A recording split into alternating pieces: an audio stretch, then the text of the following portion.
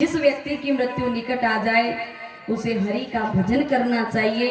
मानव मूल्य का कर्तव्य यही है कि श्रीमद् भागवत कथामृतम, भगवान ने जब हमें इस धरती पर भेजा, भगवान ने वचन दिया कि अरे पृथ्वी पर जा तो रहे हो पर किस लिए? तो वो जीव कहता है प्रभु मैं दिन रात केवल आपका भजन करूं, आपकी कथा को श्रवण करूं, भगवत कथा को श्रवण करूं, क्योंकि मुझे आपकी कथा के अंदर जो आनंद आता है वो आनंद स्वर्ग में नहीं है। भगवान कथा के श्रवण के लिए जब हमें इस दुनिया के अंदर भेजते हैं, पर प्यारे जन्म लेते ही वो व्यक्ति सब भूल जाता है और इस माया के बंधन में बंध जाता है। ये भगवान की माया किसी को भी नहीं छोड़ती।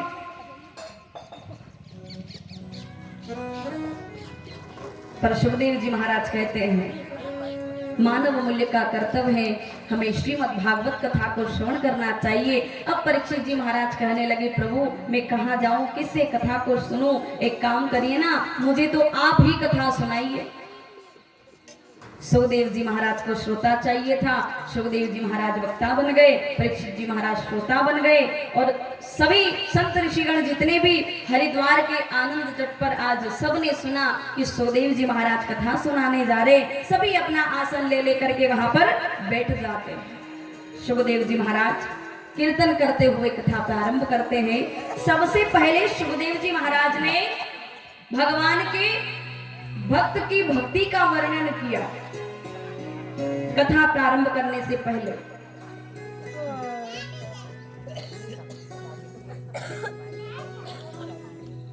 भगवान के सबसे परम भक्त हैं विदुर जी। विदुर जी उस समय जब महाभारत का युद्ध होने जा रहा था, विदुर जी धृतराष्ट्र के पास में गए और धृतराष्ट्र से जाकर के कहने लगे महाराज इस युद्ध को होने से रोक दीजिए, इसमें कुछ लाभ नहीं मिलने वाला, हर एक जीव की हानि ही हानि होगी। महाराज हो सके तो आप इस युद्ध को रोक दीजिए। पर धृतराष्ट्र उसको अभिमान था कि अरे मेरे पास तो एक नहीं 100 पुत्र हैं, सभी बलशाली है, योद्धा हैं, हम कभी हार सकते क्या? कोई हानि नहीं हो सकती। और अभिमान में आज धृतराष्ट्र नहीं माना और विदुर जी उनका अपमान किया।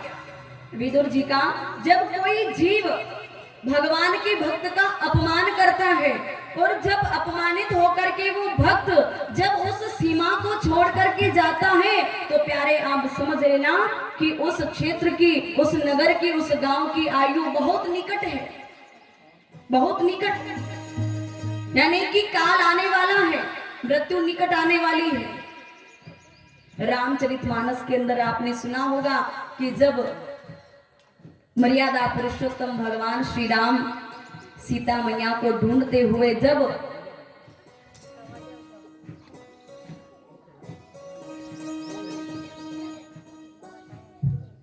रावण से युद्ध करने के लिए लंका को आते हैं,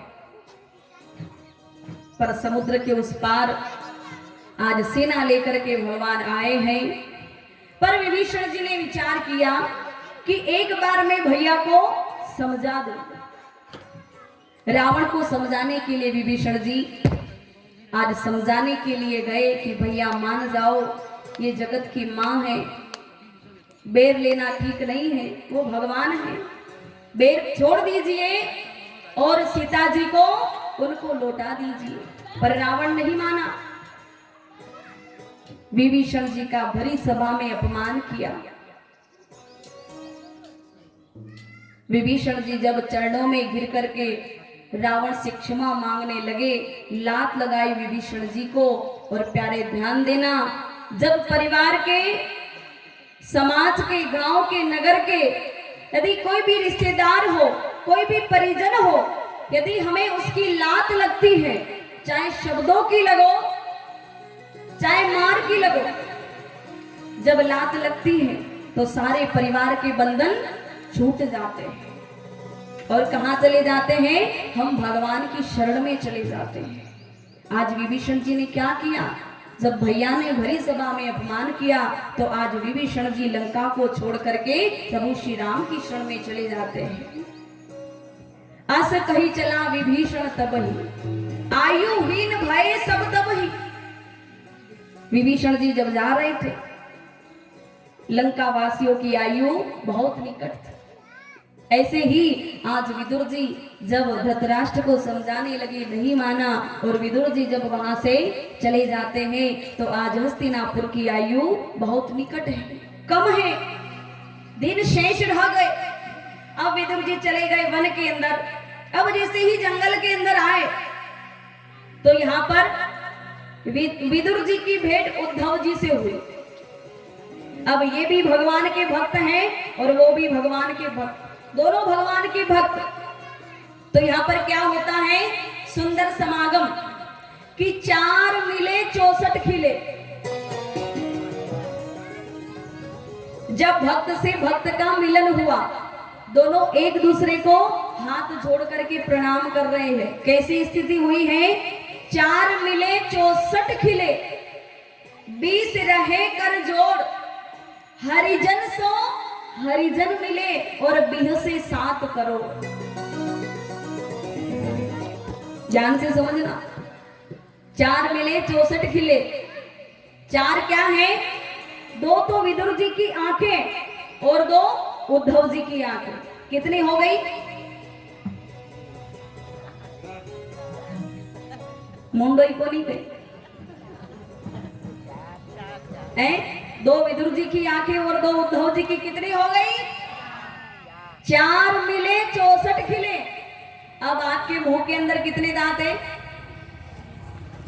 कितने हैं, बोलो बोलो। 32। इधर 32 तो विदुर जी के और 32 दांत उद्धव जी के। कितने हो गए, दोनों मिलाए तो कितने हो गए, आवाज नहीं आई, जोर से बोलो। आज भोजन नहीं किया, 64 है ना, 4 मिले 64 खिले और 20 रहे कर जोड़।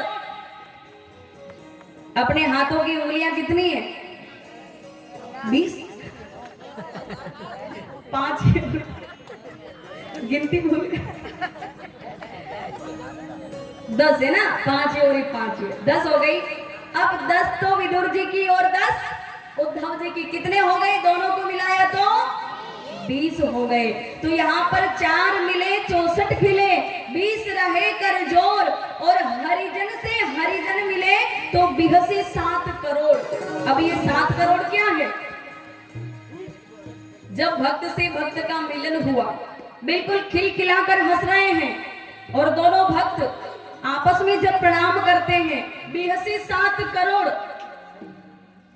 ये भी भगवान ठाकुर की भक्त है और ये भी भगवान ठाकुर के भक्त हैं। जब दोनों का मिलन होता है तो यहाँ पर पूरे रोम रोम पुलकित हो जाते हैं। ये रोम अपने शरीर के अंदर कितने रोम हैं, 3.5 करोड़, 3.5 करोड़। तो यहाँ पर 3.5 करोड़ तो उद्धव जी के हो गए और 3.5 करोड़ विदुर जी के हो गए। तो दोनों मिलाकर के कितने हुए, 7 करोड़। तो यहाँ पर आज हरि भक्त का हरि भक्त से जब मिलन होता है तो यहाँ पर दोनों परस्पर प्रणाम करते हैं, बड़े प्रसन्न हो जाते हैं। आज उद्धव जी बहुत प्रसन्न हैं कि आज विदुर जी से मिलन हुआ है, विदुर जी बहुत प्रसन्न हैं कि आज उद्धव जी से मिलन हुआ है। अब विदुर जी उद्धव जी को अपने जीवन का घटनाक्रम सुनाने लगे। क्या सुना रहे हैं कि अरे उद्धव जी क्या बतलाऊं, भगवान के दर्शन के लिए आज बड़ी तीव्र लालसा है कि ठाकुर के दर्शन हो जाए। और विदुर जी अपने जीवन की घटना सुनाते हैं, क्या कि जिस समय भगवान श्री कृष्ण राजदूत बनकर के जाते हैं, कहां, हस्तिनापुर में राजदूत बनकर के गए और दुर्योधन को समझाने लगे। राजदूत बनकर के दुर्योधन को समझाने लगे कि अरे दुर्योधन मान जाओ, युद्ध को रोक दो, युद्ध मत होने दो, युद्ध करना अच्छा नहीं है, आप भी भाई हो वो भी भाई है, अरे आपस में बैर ठीक नहीं है। भगवान समझाने आए हैं पर दुर्योधन नहीं माना। जब भगवान श्री कृष्ण जाने लगे तो दुर्योधन ने विचार किया। क्या विचार किया कि अरे श्री कृष्ण आज अपने यहाँ पर राजदूत बनकर के आए हैं तो कम से कम उनका सम्मान करना चाहिए। सम्मान कैसे? अब दुर्योधन ने तरह तरह के पकवान बनाए हैं, भोजन प्रसाद बनाई है, मेवा मिष्ठान तरह तरह की मिठाइयां बनाई और भगवान श्री कृष्ण से कहने लगा कि अरे श्री कृष्ण एक काम करिए, आप जाते जाते भोजन करके जाइए। क्या कहा? जाते जाते भोजन करके जाइए। अब भगवान श्री कृष्ण मन में विचार करने लगे, अरे तेरे हाथ का भोजन में क्या करूं, तेरे अंदर तो तृण मात्र भी वो भाव नहीं है। क्या कहा भगवान ने? तेरे अंदर वो लेश मात्र भी भाव नहीं है, मैं तेरे हाथ से भोजन कैसे करूं? और भगवान ने दुर्योधन से कहा कि